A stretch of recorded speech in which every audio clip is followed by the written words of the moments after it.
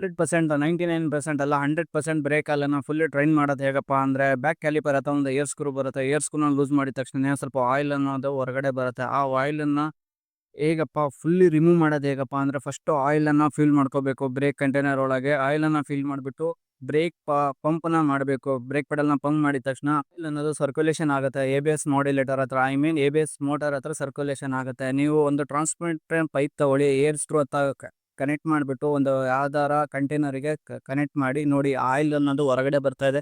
ಯಾವ ಥರ ನೋಡಿ ಬ್ರೋ ಆಯಿಲ್ನ ಕಂಡೀಷನ್ ಹೇಗಿದೆ ಅಂತೇಳಿ ಮತ್ತೆ ಒಂದ್ಸರಿ ಮತ್ತೆ ಆಯಿಲನ್ನು ಫಿಲ್ ಮಾಡಬೇಕು, ಮತ್ತೆ ಪಂಪ್ ಮಾಡಬೇಕು, ಮತ್ತೆ ಕ್ಯಾಲಿಬರ್ ಹತ್ರ ಚೆಕ್ ಮಾಡಬೇಕು ಯಾವ ಥರ ಆಯಿಲ್ ಬರ್ತಾ ಇದೆ ಅಂತೇಳಿ. ನೋಡಿ ಬ್ರೋ ಯಾವ ಥರ ಕಂಡೀಷನ್ ಇದೆ. ಆಯಿಲನ್ನು ಫುಲ್ಲಿ ಚೇಂಜ್ ಮಾಡಿದ್ರೆ ಬ್ರೇಕ್ ಕ್ಯಾಲಿಪರು ಅನ್ನೋದು ಲೈಫ್ ಬರುತ್ತೆ. ಯಾವುದೇ ಥರದ ಬ್ರೇಕಿಂಗ್ ಸಮಸ್ಯೆ ಯಾವುದೇ ಇರೋದಿಲ್ಲ. ಇದೇ ಥರ ನೀವು ಆಯಿಲ್ ಹಾಕಿ ಪಂಪ್ ಮಾಡಿ, ಆಯಿಲ್ ಹಾಕಿ ಪಂಪ್ ಮಾಡಿ, ಒಂದು 5ರಿಂದ 6 ಸರಿ ಪಂಪ್ ಮಾಡಿ ಒಂದು 200 ml ಆಯಿಲ್ ತಗೊಳುತ್ತೆ. ಅಷ್ಟು ಆಯಿಲ್ ಅನ್ನೋದು ಡ್ರೈನ್ ಆಗುತ್ತೆ.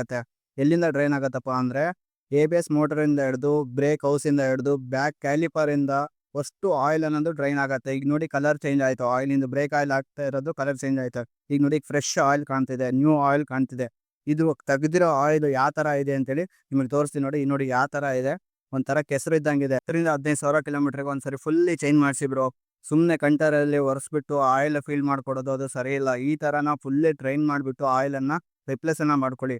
ರೆಕಮೆಂಡೆಡ್ ಆಯಿಲು .4 ಬರುತ್ತೆ, ಕಂಪ್ನಿ ರೆಕಮೆಂಡೆಡ್ ಆಯಿಲು .4. ಇದನ್ನೇ ಯೂಸ್ ಮಾಡಿ. ಇದೇ ಥರ ರಾಯಲ್ ಎನ್ಫೀಲ್ಡ್ ಗಾಡಿ ಬಗ್ಗೆ ಸಣ್ಣ ಪುಟ್ಟ ಇನ್ಫಾರ್ಮೇಷನ್ ನಾವು ಮತ್ತೊಂದು ಹೊಸ ವೀಡಿಯೋಲಿ ಮತ್ತೊಂದು ಹೊಸ